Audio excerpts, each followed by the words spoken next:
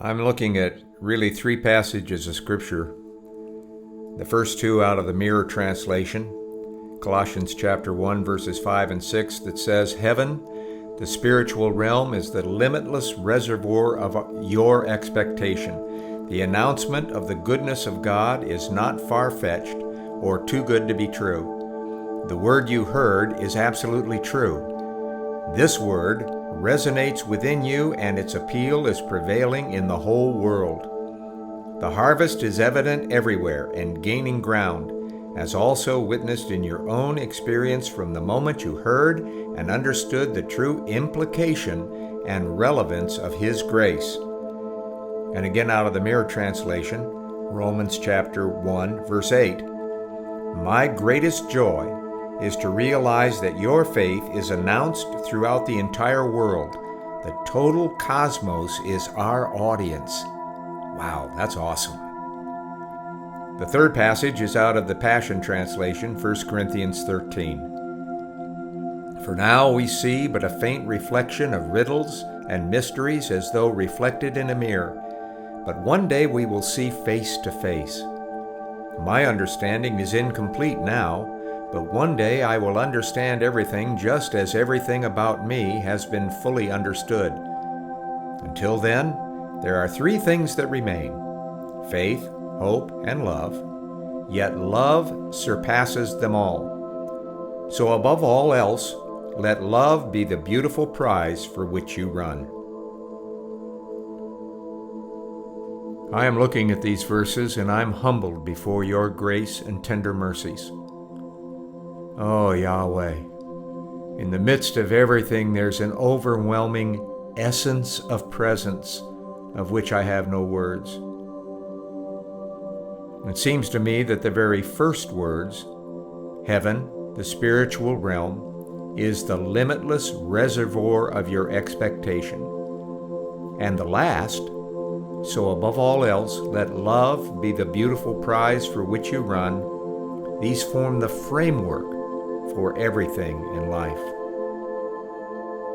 Oh, Yahweh, the limitless reservoir of my expectation is heaven.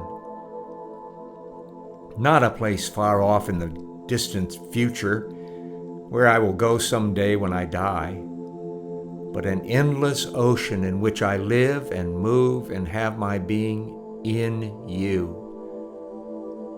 I am seated with you in the heavenly realm now, and the total cosmos is our audience. I am brought back to what I experienced recently. I'm caught up in the heavenly realm, and I find myself in a massive auditorium. It's stunningly beautiful beyond anything I've ever seen. It's made of crystal, translucent. I can see through or beyond the floor and the walls and the vaulted ceiling into the very cosmos itself.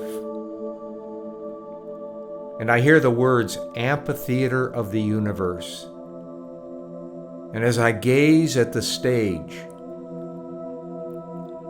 the platform of praise that you showed me once before, I once again see ecstasy and bliss together, and they are releasing the song of love. This sets the stage. It sets the stage, and the essence of presence that is filling the cosmos is love. The Apostle Paul says, "So above all else, let love be the beautiful prize for which you run." And what I'm hearing is, so above all else, let love be. Let love be. So in all of this, here I have the beginning and the end.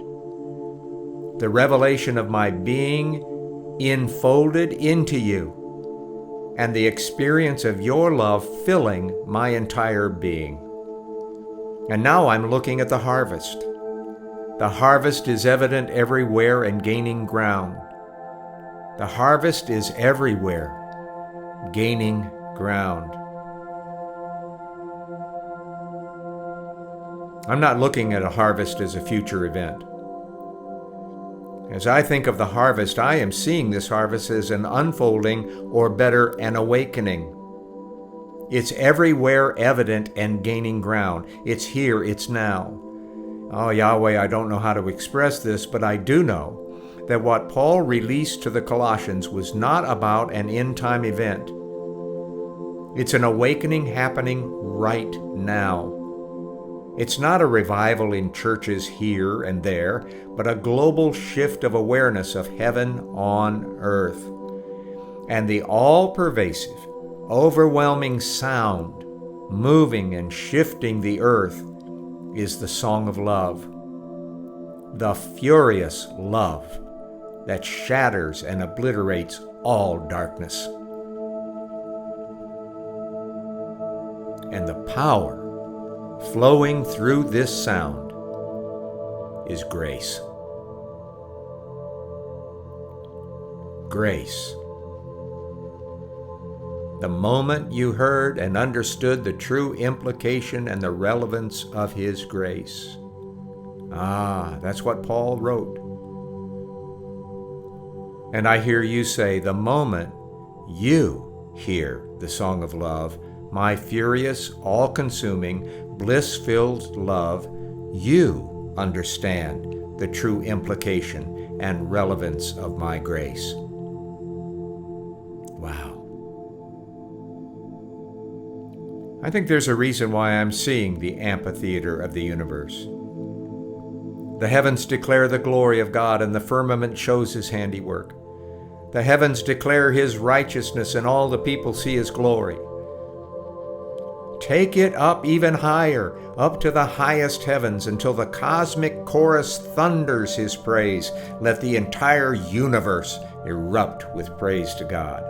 Yes, I'm seeing all of this because from the platform of praise, the furious love is released in the power of grace, and everything in heaven and the highest heavens, and on the earth and under the earth, all of creation is responding. Amazing grace. How sweet the sound.